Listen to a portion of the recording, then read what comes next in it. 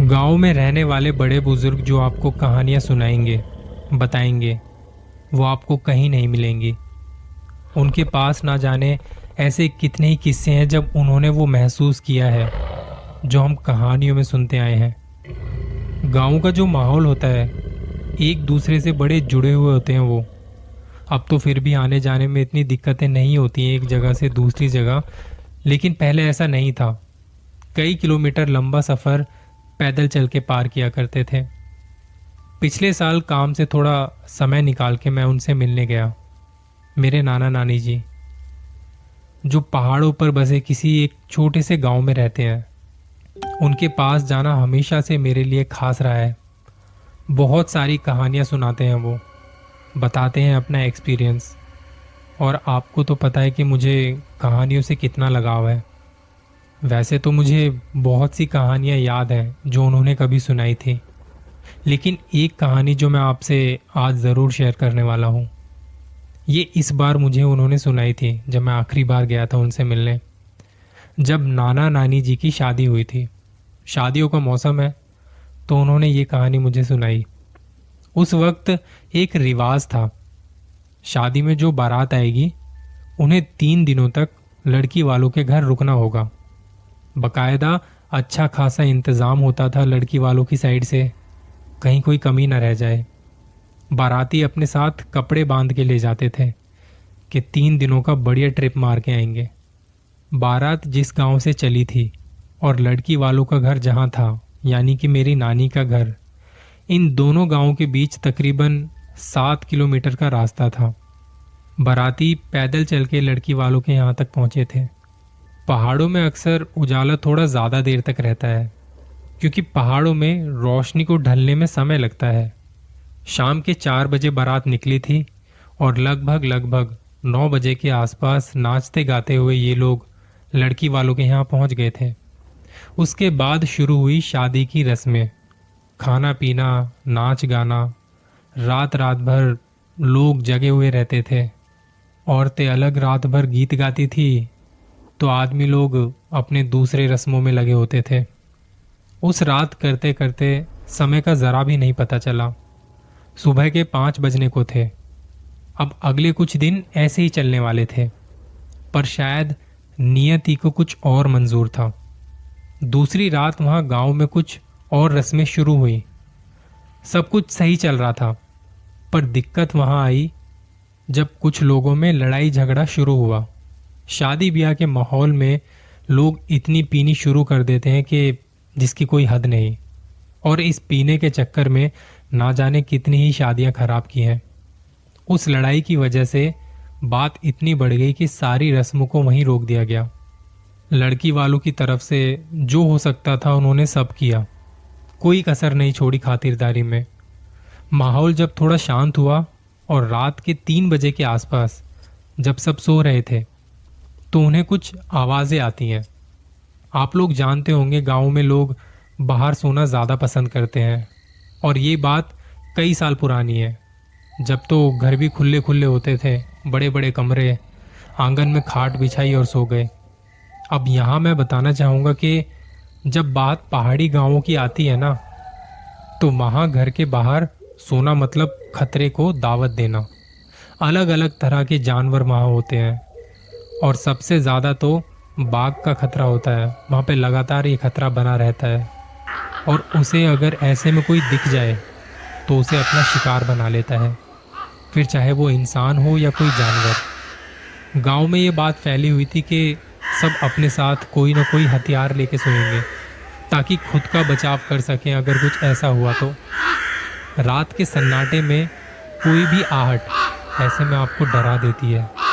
वहाँ कुछ आवाज़ें आ रही थी, मानो कोई है जो दबे कदमों से तुम्हारी तरफ आ रहा है।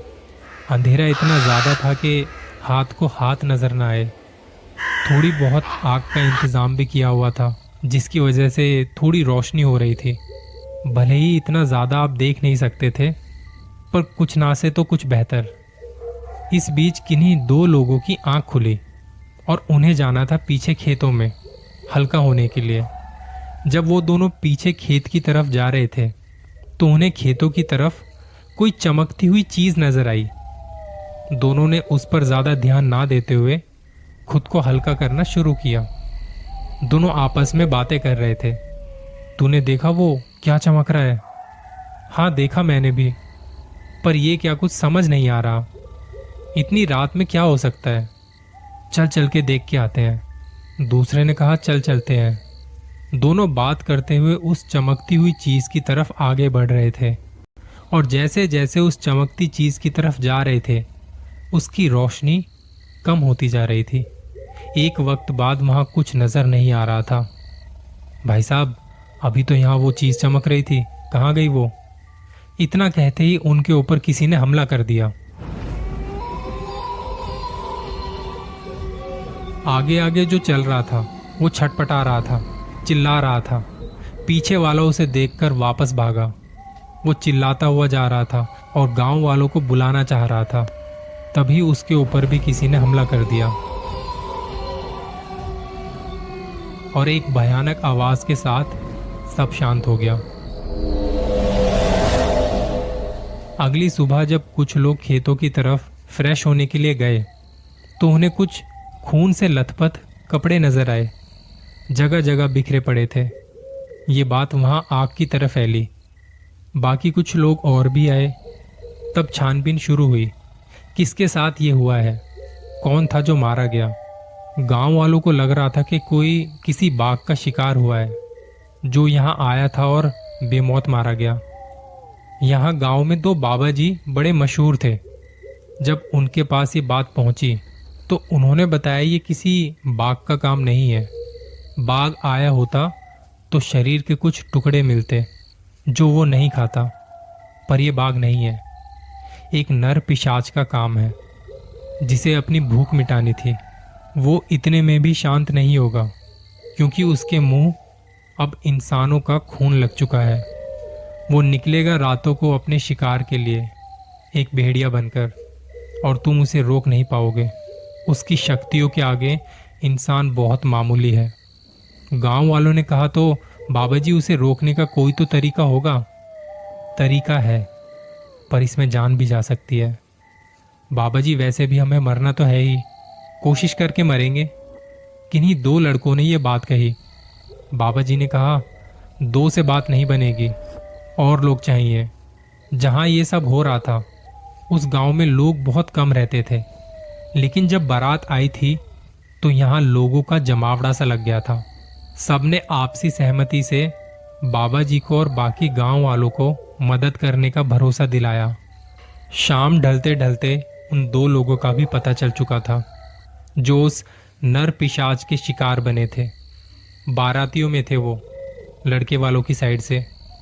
रात 10 बजे के आसपास बाबा जी आए और उन्होंने खेतों के पास एक बरगद के पेड़ के नीचे कुछ पूजा पाठ करनी शुरू की। लोगों को पहले ही समझा दिया था कि उन्हें क्या करना है। पूजा पाठ शुरू होने के ठीक 13 मिनट बाद एक भयानक सी आवाज खेतों की तरफ से आई। उस आवाज को सुनते ही सब चौकन्ने हो गए। लगभग 50 लोग जो 10-10 के झुंड में थे, और जिसे जो भी हथियार मिला वो उसके साथ तैयार था। धीरे धीरे वो आवाज उस बरगद के पेड़ की तरफ आ रही थी। कभी वो आवाज बंद हो जाती, कभी तेज हो जाती। कहने को तो लोग ज्यादा थे, पर ऐसे में हालत तो खराब हो ही जाती है। बाबा जी पूजा करते रहे, वो रुके नहीं। कोई भागता भागता उनके सामने से बड़ी तेजी से निकल गया। वो गांव की तरफ बढ़ने लगा। लोगों ने जगह जगह आग जलाई हुई थी ताकि रोशनी में कुछ दिखाई दे। गांव का जो मेन गेट था, मेन एंट्रेंस था, वहां और भी लोग थे। वो नरपिशाच बड़ी तेजी से भागता हुआ गांव के अंदर पहुंचा। वहां पहुंचते ही इस बार लोगों ने उस पर हमला कर दिया।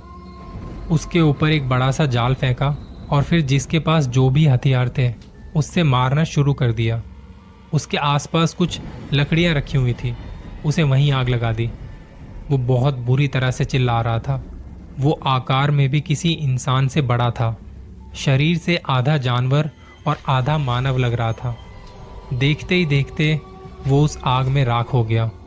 गांव के लोगों ने जब उस नर पिशाच को मौत के घाट उतार दिया तो लगा कि अब सब कुछ सही है, पर यह शांति तूफान से पहले की शांति थी।